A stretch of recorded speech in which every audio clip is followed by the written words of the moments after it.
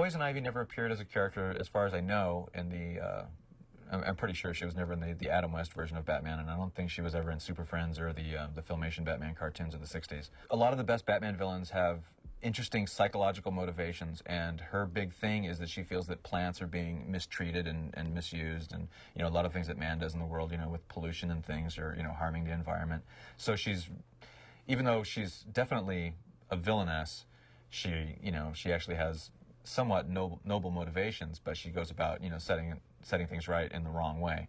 So that gave us a lot to work with her character. Also, she's probably our most blatant example of the old-fashioned femme fatale. She's the archetypal evil woman, if you will. We even have her in this episode. One of our supporting characters is Harvey Dent, who eventually became Two-Face, the villain Two-Face. We hadn't gotten to that point in the series yet. We actually did a whole bunch of episodes with him just as Harvey Dent, the DA, to set him up so that when we turned him into Two-Face, it would have a little bit more of an emotional impact.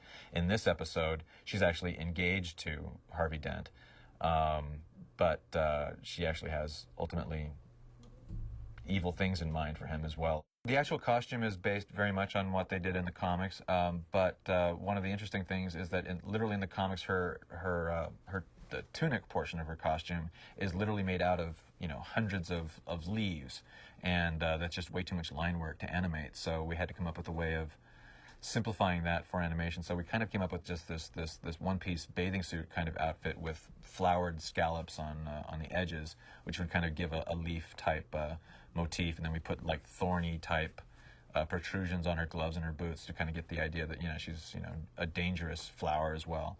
The actual look of the character at the time, I was. As we all were, we were all kind of learning how to, design for this medium. It's a straight, realistic action adventure show, but at the same time, it's got cartoony styling, and we were trying to figure out how to combine the two. In particular, the women characters were giving me trouble. I was having a hard time, designing the women characters, and they were coming out a little bit too masculine or too stiff.